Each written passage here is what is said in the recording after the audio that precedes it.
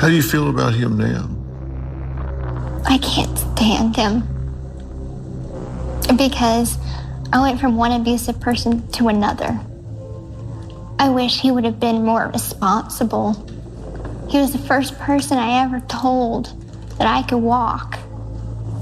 And yet I asked him a question. I asked him to kill my mother, but I didn't hold a gun to his head and make him do it. He seemed more happy to do it than anything. And that's why I can't stand him, is because he knew. I think he knew that he could easily get me out of that situation by calling the police.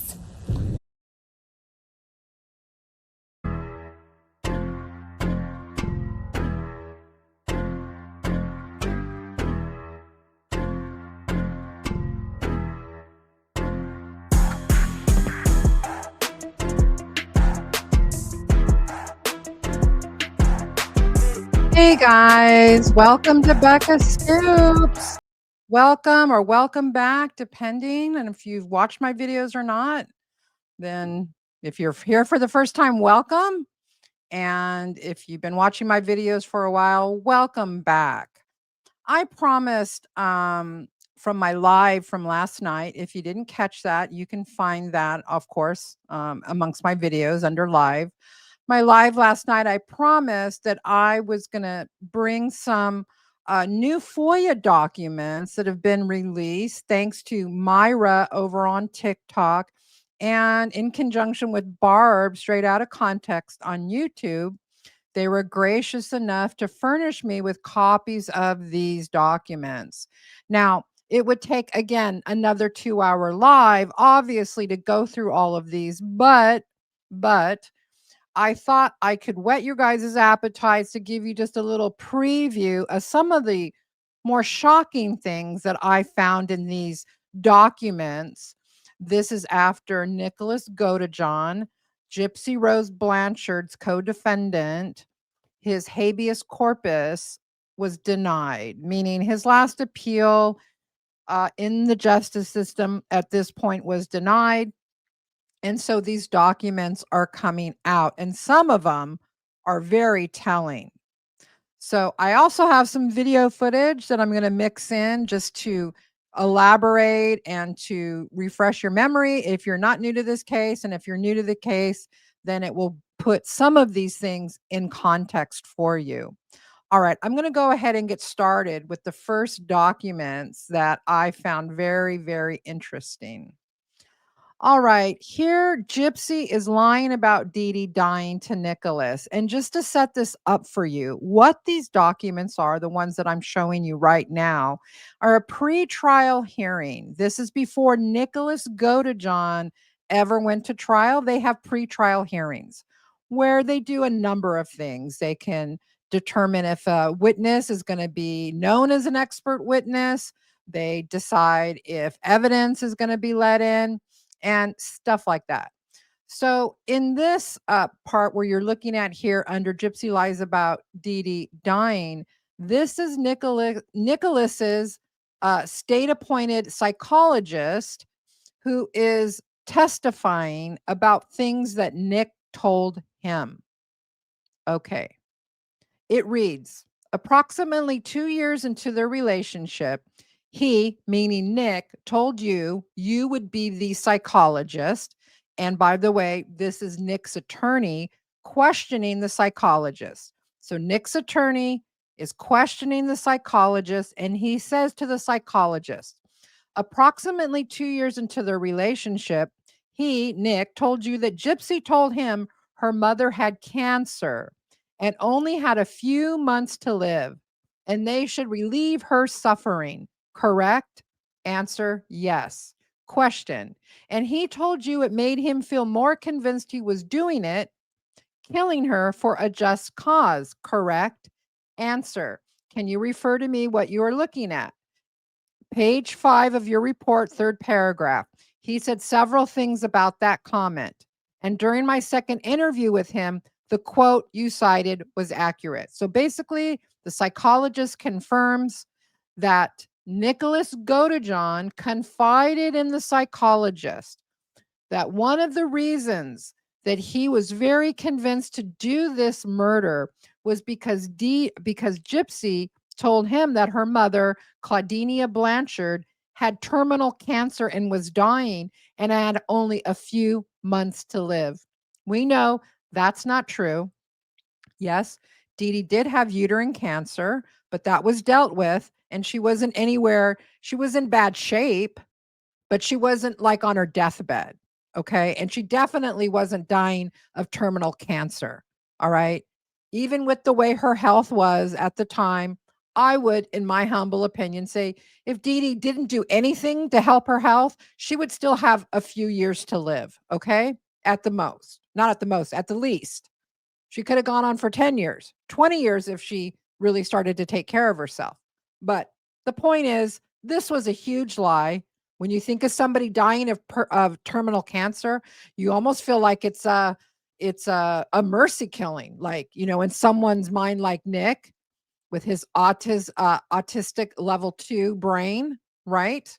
And so to me, this was just more gross conduct, more gross manipulation by Gypsy Rose Blanchard. And by the way, as I said in my live stream last night, Gypsy said in one of her recent posts and her rants and her diatribes she's been going on over on TikTok.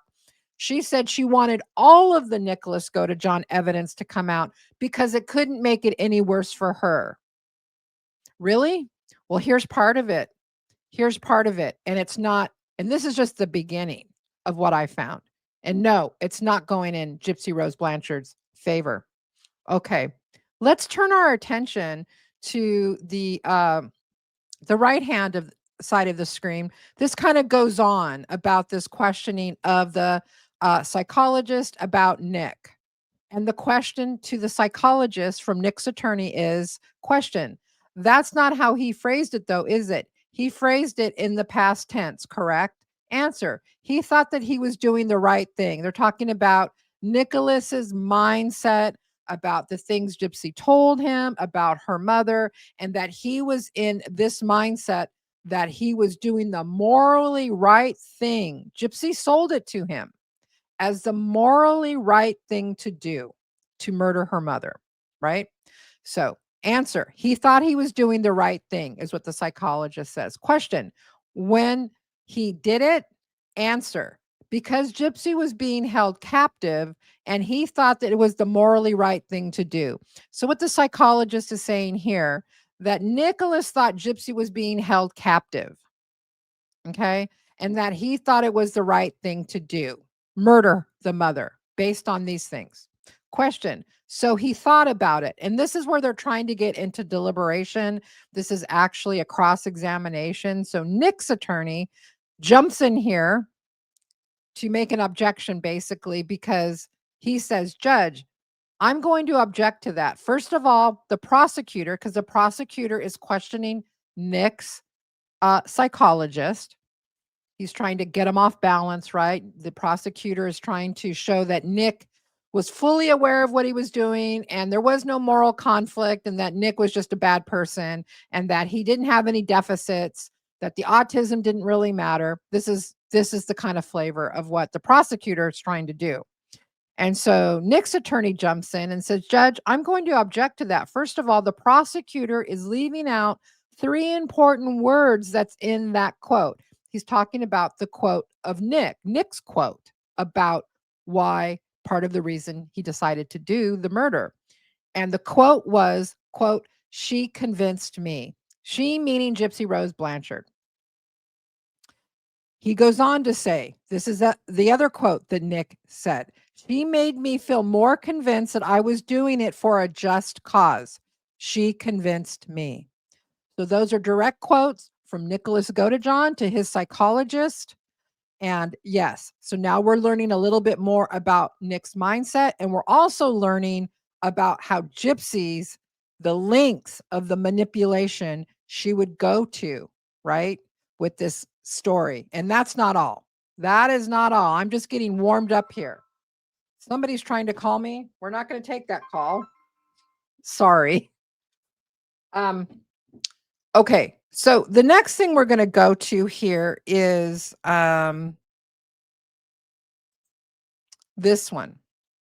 Gypsy was aware of the scams. And why this is big is because remember when Gypsy got arrested and in subsequent interviews, in subsequent documentaries, Gypsy says, I didn't even know about the abuse. I didn't know. She says, like when you're being abused, but you don't know you're being abused. That's like a direct quote. And then she says, I didn't know because I didn't know about the abuse. I didn't know about the scams. I didn't know about any of this. Right. I'm just I was just this ignorant 23-year-old who didn't know anything. Oh my gosh, what do you mean my mom was scamming? I didn't know that. All right. Well, yes, she did. And we all kind of figured she did. But here's the concrete evidence that she did. All right. Question. This is again the questioning of the psychologist who had done extensive interviews with Gypsy's co-defendant, Nicholas Godejohn. Question. Well, in your report, the psychologist report, didn't you document that Mr. Godejohn, the defendant, told you that Gypsy Blanchard told him her mother organized fundraisers and solicited donations? Answer, yes. Question. And his analysis, the defendant's analysis of that, was that her mother did that to scam people and make them feel bad because she couldn't walk. Answer, yes. An accurate perception? Answer, well, I think that's what Gypsy told him. He learned that from Ms. Blanchard. He learned from Ms. Blanchard that she could walk about 1 year after they began their online relationship. Correct? Yes. Question. And he indicated he thought it was bizarre that her mother would not allow her to walk in public. Correct? Yes. All right. Now, the big part about this is that Nick told the psychologist, yeah, they were scamming. They were scamming. Gypsy told me they were scamming. Gypsy told her mother was scamming. And as a part of that, of course, Gypsy as an adult was part of it. If she knew the word scam, if she's talking to Nick about, well, my mom scams these charities, my mom scams these fundraisers, right? Then she's a part of it. Okay. The next part over here, Mr. Perry. Question by Mr. Perry. Mr. Perry is Nick's attorney. Question, what impact do you think this would have on his ability to deliberate? Answer, to an extremely complex question, the brief answer is that his ability to deliberate was more childlike than adult, meaning Nick's ability to deliberate was more childlike than adult. Nick's ability to envision consequences was virtually absent. Wow. So he couldn't envision the consequences of his behavior. And he thought that from a moral perspective, he was doing the right thing. Wow. Okay. So Nick saw himself as this knight, as this knight in shining armor that is rescuing Gypsy from this horrible person that's keeping her confined to a wheelchair and doesn't let her walk ever. And who, these are just the stories we know. I'm sure Nick was told many, many stories about Dee Dee. She's got cancer. She's dying of cancer. It would be a mercy for you to actually murder her would be a mercy to her. It's a mercy. It's a morally good thing to do. And so to somebody like Nick, level 2 autistic, someone that wants to do good, this is attractive. It's like, oh, okay, I would be doing a good thing. I mean, really ruthless behavior by Gypsy Rose Blanchard. Really ruthless behavior. Now, I do have some more documents that are just as shocking, but let's break it up a little bit. Before I get to those, I want to show you a video of a detective that was working in Waukesha County. Now, Nick and Gypsy were arrested in Waukesha County, Wisconsin at Nicholas Godejohn's mother and stepfather's house. And so when they were initially arrested, they were taken into custody in Waukesha County, Wisconsin, obviously, right? And while they were there for over 24 hours before even, like, I think the detectives got there from Missouri. This detective named Detective Voss was part of the investigation. So he had a front row seat. He was privy to everything with the investigation. And he had this to say about Nicholas Godejohn. Talk about Nicholas's involvement in this case personally, because I don't think he was treated fairly. I don't think justice was truly done in this crime as it relates to Nicholas and his sentence. Before I go on with him, I also want to tell you that this detective, for a detective to say this, it's big, because usually law enforcement sticks with law enforcement, and if something is done, then they will immediately go with, like, well, if there is arrested, then the arrest was good. Maybe even in the back of their mind, they're thinking, I don't know if that arrest was good or not. You follow what I'm saying? Okay, so let's go on. Nicholas did wield the knife. Nicholas is guilty of homicide. Nicholas also, though, was a developmentally disabled young man who met Gypsy, who thought he was in love, who was swayed with sex and money, and I'm going to be together with this young lady that I love for the rest of my life. I think the greatest tragedy is that two lives were ruined. Dee Dee didn't just ruin Gypsy's life. Now, remember, this detective does not know that Gypsy had a microdeletion, that she had a rare disorder. And at this point, everyone involved in this case believes that Dee Dee was a monster. With the torture and the See, torture. abuse, but Nicholas was dragged into this as well, and his life is effectively, at this point, his life is done as well. All right. So there is that detective's, personal feelings about it, and you got to respect it. You got to respect it. He had a front row seat to all of it. And yeah, so let's go on and take a look at some more of the new FOIA documents that nobody has ever seen yet. All right, guys, let's take a look at these new documents that I felt like it was very interesting. Wicca spellbinding and no jury. What does that mean? Well, let's get into it. Okay. Over here, he indicated to me that they had performed. This is Nick. Nick indicated to me, and this is the psychologist again testifying. Nick indicated to me that they had performed, she performed, meaning Gypsy, a binding spell through Wicca, and that they actually considered themselves to be married. And he was extremely close to her, and he felt terribly about her situation.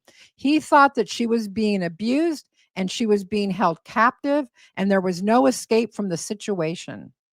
And what did he feel like he could do about that? Well, she enlisted his help, was the answer. And this was something that that had been discussed for a period of time, and he wanted to rescue her. He wanted to free her from captivity. All right. Now, switching gears a little bit, this no jury thing, this was pretty interesting. For many weeks, even months before Nick went to trial, he was going to have a no jury, meaning he was going to leave it up to the judge to decide his fate. And usually that happens when a defendant doesn't think he can get a fair trial by jury. And we're going to get into why Nick was told he probably couldn't get a fair trial by jury. So this little part here, this little snippet, let me share it with you. And this is about the no jury part. At the very least, it would indicate a certain amount of, this is the judge talking about Nick, about his changing his mind now, about now he wants a jury. And I thought this was insightful to give you guys an indication of Nick, where he is at mentally, right? What his mental acuity actually is. Okay. At the very least, it would indicate a certain amount of, and I'm not trying to disparage your client. The judge is talking about Nick. I'm not trying to disparage him. I'm not trying to talk badly about him, but a certain amount of perhaps lack of understanding when he says things like, and here's a quote from Nick, I want to have a jury trial, and hopefully it will get moved to St. Louis and Kansas City because they have lots of murders there and they won't think anything about this murder, end quote. That, and then the judge talks again. That does cause me concern that, again, at the very least, it's a certain amount of immaturity. And worse, it could be an indication that he really doesn't understand what the role of the jury trial is all about. Now, this goes again to diminished capacity, that Nick does not actually understand what's going on here, right? He doesn't understand. Someone told him it would be better to just to have the judge decide it because he can't get a fair jury. Now, why did he think he couldn't get a fair jury?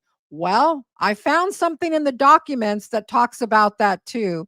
And this goes to HBO and the documentary that came out before Nick's trial called Mommy, Dead, and Dearest. I think we all remember the Mommy, Dead, and Dearest.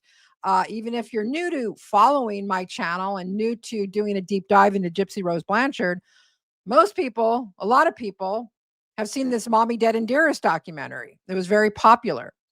But the Mommy, Dead, and Dearest documentary, how did it get made? And why would it get made before Nick went to trial? Wouldn't that prejudice the whole jury pool? Wouldn't that prejudice almost the whole country? Depending on how the documentary was made and what slant it gave it. And it was a pro-gypsy documentary. It was an anti-Nick documentary, right? Well, I found something in these FOIAs that talk about how that even came about. And there's some shenanigans over in the prosecutor's office and the public defender's office that ultimately point at Gypsy Rose Blanchard and her people themselves. Let me get that. All right, guys, let me go ahead and bring that up about HBO and the Mommy, Dead, and Dearest stuff. Okay. All right. Mr. Perry, that's Nick's attorney, talked about the HBO special that ran on this case, and a lot of the discovery in this case was presented in that HBO special. What does that mean? Well, court documents, discovery, stuff that is supposed to be no one is supposed to see was somehow made it in the documentary. How the hell did that happen? And I anticipate goes on, and I anticipate that they may try to argue, much as Jared Loeffner did in his case, that you can't have a fair trial anywhere because of the publicity. And I don't believe that. This is the judge talking, I'm pretty sure. But I anticipate that that argument will come because the discovery in this case was in this special, the HBO doc, including parts of the defendant's interview. And one thing I'd point out that is none of that was released by the state or any law enforcement agency. This might be Patterson. That's the DA. I'm not sure if this is Patterson. It doesn't matter, but this is really good information. It was in violation of the Missouri Supreme Court rule released by the public defender's office. I think this is Patterson, the DA talking, and he's saying this stuff was released by the public defender's office. What? Meaning the people that are supposed to be for Nick, the people that are supposed to be advocating and representing Nick, the public defender's office, has leaked all this evidence to HBO to make this pro-Gypsy documentary, an anti-Nick documentary, basically, where she maligns him in it. It goes on. That it was released by the public defender's office, not Mr. Perry's office. That's Nick's actual public defender. So he's not implying that Mr. Perry had anything directly to do with it, but he says, but the public defender's office here, which I think violates Rule 2509. So I think if we get to that point, it will be a disingenuous argument. Now, Nick's attorney speaks and he says, yeah, and I understand that. He was making reference to a different office, meaning it's not my office, it's a different public defender's office that turned over these documents. And in terms of it, it is a different public defender's office. Yes, it is. I don't know who released it, Perry says. He goes on, I did not participate to any degree in that program. I'm not sure if I've ever made a comment to the press about this case. Nick's attorney saying all this. I can't think of one. I generally do not comment to the press about existing cases. I just take the position that I don't do that. So I have never commented anything. So if there's any publicity in this case, and there is significant, meaning he's saying, and there's a lot of publicity in this case, obviously this freaking documentary's been made by HBO. It's certainly not anything I've done. And I've never released a piece of evidence. I also agree with Mr. Patterson, that's the DA, that the rule, I believe whoever released it was violating because there is information released from a statement made by my client that was played on the HBO special, and I certainly would never have done that, and I think that should not have happened. And I have no reason to suspect Mr. Patterson or any law enforcement agency was involved in that. I had assumed that Mr. Patterson involved. I had assumed that the co-defendant herself had released that stuff. So according to Nick's attorney, whatever he heard through the grapevine, somehow Gypsy Rose and her people, were involved with getting that stuff released to HBO. They got somebody over in the public defender's office. They either paid him off or something. Okay. And they got that information and put it out in this documentary to, I'm sorry, I'm going to say to fuck Nick. To make her look good and to make sure he looked as horrible as possible. And there's the proof of it right there in that HBO special. These documents they're saying were leaked by the public defender's office. Patterson is saying, I didn't do it because Patterson's not in the public defender's office. But who knows?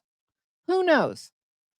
But Perry, and I tend to believe Nick's attorney on this, that Ms. Blanchard, the co-defendant herself, had released that stuff. I had assumed that Ms. Blanchard, the co-defendant herself, had released that stuff.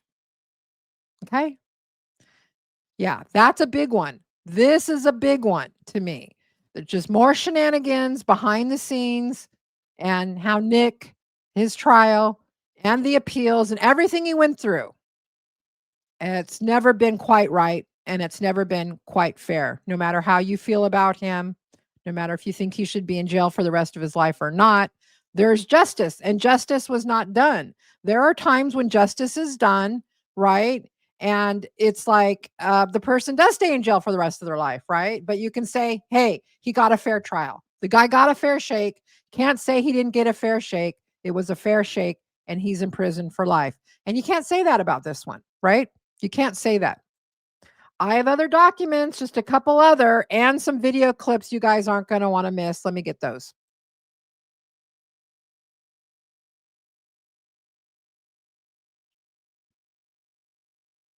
I guess we're still recording. I'm trying to pause it here. Well, I'll just keep going until it says that it's paused. All right. Sorry about this. StreamYard's acting up today, and I'm sorry. Sorry, I unpaused it again really fast because I'm sorry, that was really weird. I don't like that. I use StreamYard to kind of tape these things in anyways. So I'm going to try to pause it again so I can bring up the stuff so you guys don't have to wait. Sorry about that. Before we get to the last little tidbit that I'm going to, leave with you guys before we get to that. And again, I will go live and I'm going to go over all of these and explain them to you. It's really hard to understand them. You have to read it's time consuming. It's time consuming. So before I ever go live or do a video, I do all the research, obviously, and then I pick out things and then I try to explain them. Obviously, it's my job, right? But before we get to my last tidbit that you guys are going to really want to know about, I want to remind people about how Gypsy lied about Nick, how she lied about this role playing.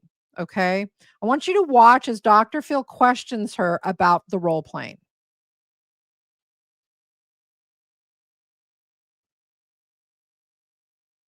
Forth on the internet, right? Yes, sir. He was erotic role playing, Mm-hmm. and you had alter egos as well, right? I made alter egos to fit his. Now, Gypsy's whole thing is that Nick had all these alter egos and that she didn't really want to, she really didn't want to go along with it. But she's like, okay, I'll make up alter egos to go with his distinct characters, that he had these distinct characters, right? Yeah. I think it's a big fat lie. And you're going to think it is too when you watch her answers and how she can't name any of his alter egos except for one. Watch this. It's really, really telling. And she is so caught in lies here. Okay, like tell me about Little Kitty. Little Kitty was kind of a little girl. I kind of based her looks off of anime cartoons. You said it was based on His personality. So which one did that one go with? That went with his little boy personality. That one went with his the little boy personality. I mean, obviously there isn't one. There isn't one. These were her personalities. These were her personas she made up, right? He didn't have him. She made him up. He was just like, whatever, right? And there was Candy. Mm-hmm. What was that? Candy was more of the vixen, more risque. And that went with what? That went with his that personality that's more sexual. And what about? Oh, I thought they all had names. I thought they all had names, right? Where's the name? That went with her mind's working. So Candy's sexual, slutty. Oh, that went with his sexual side. I mean, obviously. Come on, Dr. Phil. Obviously, Dr. Phil. She is lying. Ruby. Ruby was for Victor. Ruby was That's for the only vampire. one. Mm-hmm. So Ruby was evil. Ruby was a werewolf. So I just want to play that real quick because just a reminder of, why did you have to lie about him? Not a good person, right? Not a good person. Obviously, she murdered her mom. She's not a good person, right? But she wants everyone to believe she was put in this heinous situation where she was being medically abused and she had no choice. It was her or me, right? Notice Gypsy doesn't bring up the throat box surgery anymore, right? She's gonna cut my throat surgery. Yeah, not talking about that anymore. None of them. All right. This is Nick's ability to deliberate. This goes to when I do the live, you'll understand this goes to the very, very, very heart of his case. Did he have the ability to deliberate or not? Was his capacity so diminished that it should have been just as Gypsy's mitigating factors were the lies that her mother was medically abusing her? Those were the mitigating factors that got her the 10-year plea deal. Nick's mitigating factors should have been his diminished capacity. So let's take a look at what it says. All right. This is from the trial transcript, pre-trial transcript. And they're discussing his ability to deliberate. Well, it says, from basically every psychological area, cognitive, emotional, and interpersonal, he, meaning Nick, functioned more like a child than an adult.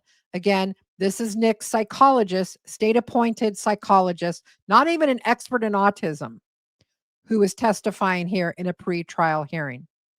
He goes on to say, Nick's mental age would be closer to 10 or 11 years old than his chronological age. So he was an extremely immature, suggestible, and vulnerable individual. And he lived his life watching video games and movies with no actual interpersonal contact. He was unable to envision the consequences of his actions. And he was very susceptible to suggestion and direction. And there's evidence of cognitive impairment, so that he really needed somebody else to solve problems and reason for him because he was incapable of doing that for himself. Question: do you believe that this would have affected his ability to make rational decisions? Answer: yes, because the decisions would be made at the level of his maturity, which was more childlike than adult. And did he have the capacity to consider or another question? And, excuse me. And did he have the capacity to consider or comprehend the nature and consequences of his actions? And it cuts off there. And he talks about autism spectrum disorder interferes with. And the psychologist goes on to explain just what he's talked about here, how he has all of these issues, inability to envision the consequences of his actions, that he is about 10 or 11 years old, more than his chronological age. Okay. And there's evidence of cognitive impairment. So all of these things needed to be taken into consideration to some degree. Sadly, the jury that they got and what was allowed in evidence, a lot of this didn't come into effect. Okay, that the jury, the way that the prosecution made it out, they made it out to be that he was the mastermind and that he was excited. That he was excited about doing this murder because he liked violence. And remember, Nick's own mother said he'd never been violent. He's not a violent person, she said. When he gets frustrated, he cries, she said. All right. Want to end with a couple videos here just to remind you. And for those of you that are new, you may not know about these videos. Here is from Gypsy's memoir that she is now rewriting completely.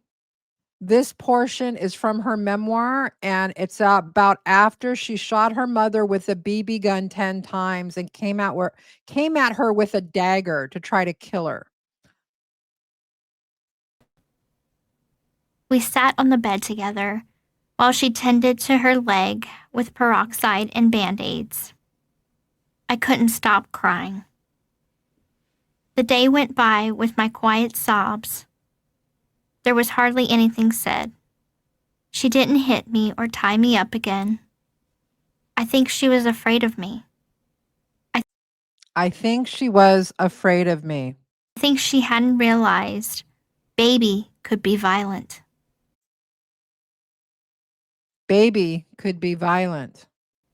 Honey and baby were equals now. Yeah, I don't think so, because you were much better at physical shape than she was at that point. Okay, the last picture of Dee Dee, I should have brought it up. She's very obese and she does not look well in the face, obviously suffering from diabetes and probably other ailments. And no, you guys weren't equals at this point. You were much stronger, much more agile. Okay, no. Okay. And she was scared of you. I'm sure she was scared of you. And you just admit here she was scared of you. All right. Got one more video that I want to show you guys. I've always said that Gypsy has always revealed the true motive, and it was never had nothing to do about any of the so-called medical abuse. All right. So let's listen to this video clip. Did you hate your mother at that point? I didn't hate her. You wanted her dead. Yes, but it was not because I hated her. It was because I wanted to escape her. Wanted to escape her. The term she used for her mother over and over again is overprotective during the interrogation. When she knew the jig was up in the interrogation and she was throwing Nick under the bus, and you're in a panicking moment. When you're in a panicking moment, your mind is clouded, right? And the truth comes out then, because you're like grasping, like you can't spin any more lies. And at that point, the truth comes out. But the medical abuse didn't come out. She didn't say, look, detective, my mom was so abusive. It was neither me or her. She was going to kill me. I know if you look in my medical records, you're going to find that the surgery was scheduled. that she was going to cut my throat. And I was so scared. She had made me stay in a wheelchair, that I couldn't get up. She had done all of these things. She had gotten all of these unwarranted surgeries, and my teeth fell out because she made me take all this medication. But she didn't say that, did she? It would have been so easy to say that if that was the truth, right? It would have been the perfect alibi, the perfect crime of passion, the perfect I was a little girl when this started. And she was going to end up killing me. And I didn't know what to do. No. What Gypsy says about her mom over and over again is not that she was abusive. It's that she was overprotective. And that's the truth. And Gypsy murdered her mother because she wouldn't let her be with a boy. And secondarily, because Gypsy was scared. She knew she was involved with those scams and some of the cons. Gypsy was fully aware that she was partaking in it. And maybe even at the end, when Dee Dee got a little tired of it and everything really stopped after Gypsy got diagnosed with the microdeletion, Gypsy got diagnosed with this rare disorder. And after that, everything kind of ramped down. Things didn't escalate, they de-escalated.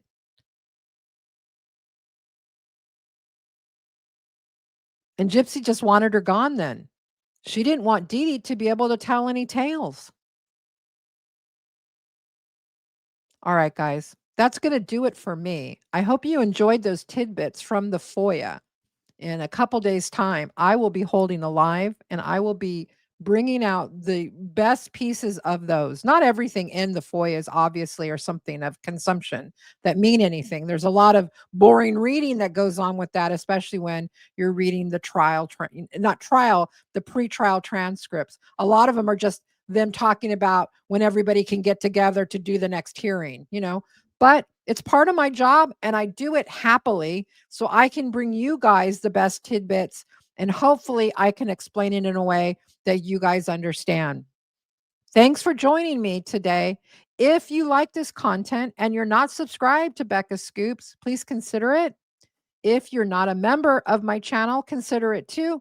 If you can't afford it, of course, don't become a member. But if you can and you like this content and you want to support our cause in getting the truth out to the mainstream media about Gypsy Rose Blanchard, please consider becoming a member of the Becca Scoops channel. I'm going to be doing many more lives now. I'm going to ramp up the lives, okay, to keep the pressure on. So please consider becoming a member. All right, guys, thank you for joining me. Thank you to everyone who was in the live stream last night. I had a lot of fun. I hope you guys did too. Yes, we're going to be doing a trivia. I know I didn't do trivia last night, but that's because I knew I would be doing it the next time I did a live. All right, guys, thank you for joining me. I hope you guys have a good evening. I love every one of you. Becca Scoops out.